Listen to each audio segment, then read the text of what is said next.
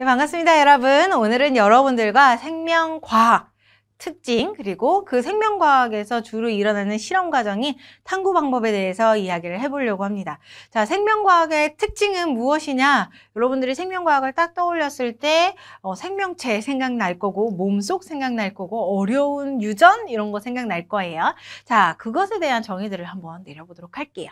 자, 먼저 생명과학의 연구 대상은 과연 누구냐? 그냥 엄연하게 생각하는, 여러분들이 막연하게 엄연하게 생각하는 그게 맞아요. 그게 맞아요. 굳이 그것을 이제 문자화 시키자니 이렇게 표현이 됩니다. 생명과학은 지구에 살고 있는 생물에 대해서 얘기를 하는 건데, 이 현재의 생물이 아니라 현재의 생물의 기원부터 시작해서 기원부터 구조와 기능, 안쪽의 내부의 가장 작은 단위까지도 시작을 기원, 그리고 가장 작은 단위, 그리고 전체의 단위, 이런 것들을 모두 다 얘기하는 거다라는 거죠. 생물의 기원, 구조와 기능, 생식과 유전, 분류 및 뭐 등등등등 이렇게 쭉 나오는 게 바로 생명과학이다라는 게 바로 대표적인 의의가 되겠습니다. 자, 그러면 우리가 공부하는 생명과학 원에서는 어떤 생명과학의 내용들이 들어가느냐? 가장 첫 번째 단원이 이제 세포들이 나오게 되는 거죠. 세포학이 나오게 돼요. 그것은 이제 여기에 포함되는 거죠. 구조와 기능. 세포의 구조와 기능에 대해서 조금은 생명과학 2에서는 조금 더 깊게 그런 식으로 나오게 되고요. 그 다음 이제 연결되는 게 생리학에 대해서 나오게 되는 거죠. 생리학 같은 경우는 내 몸 안에서 일어나는 현상에 대해서 얘기를 하는 거예요. 소화가 되고, 그 다음에 뭐 음식을 먹었을 때 순환이 일어날 텐데 순환이 일어나는 것, 숨 쉬는 것, 배설하는 것, 그런 것뿐만 아니라 면역이 일어난다는 거나 뭐 이런 것들, 내 몸 안에서 일어나는 생리적인 현상들에 대해서 하는 게 생리학. 그리고 여러분들이 어려워하는 유전학도 여기에 포함이 되는 거죠. 자, 유전 현상이 일어나기 위해서 내 몸 안에서 일어나는 세포적인 부분 혹은 세포보다 더 작은 단위에서 일어나는 화학적인 반응들, 이런 것들을 모두 다 이야기하는 게 유전학. 그리고 뭐 환경에 대해서 얘기를 하기도 하고요.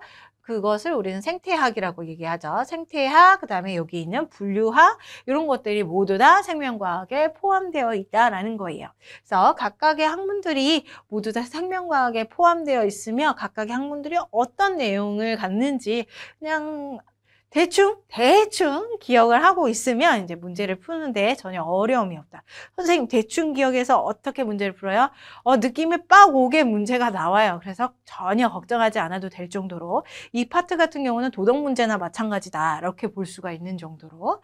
자, 그러면 두 번째 생명과학은요, 이렇게 하나의 생명과학이라고 하는 과학 분야 하나만 가지고 공부하는 게 아니라 다른 과학들 혹은 다른 학문들과 통합적으로 연결해서 주로 발전을 하게 됩니다. 자, 그래서 여기 뭐 컴퓨터 공학도 마찬가지로 같이 생명체의 모습과 함께 연결되어서 생명과학과 함께 연결되어서 얘기를 하고 있고요. 뭐 정보기술이라던가 아니면 의학이라던가 아니면은 범죄 법학이라던가 이런 것들도 모두 다 생명과 다 함께 합쳐져서 자, 통합적으로 이루어지게 되는 거죠. 대표적인 예로는 생화학이 있어요. 이제 생물과 생명과학과 화학을 합친 생화학 과목. 자, 그 다음에 법의학도 있죠. 의학이라고 하는 게 이제 생명과학에 포함되어 있는데 이 의학 부분에 이제 법을 더해서 이제 법의학이라고 하는 학문이 또 발전을 하게 되고요. 뭐 생명 정보 혹은 생명 통계 이런 거 이렇게 뭐 수학이라던가 아니면 컴퓨터라던가 아니면 물리도 마찬가지 여러 가지 학문, 뭐 과학뿐만 아니라 사회 학문까지도 모두 다 합쳐서 통합적으로 이루어지는 게 바로 생명과학의 통합적인 특징이다라고 볼 수가 있습니다.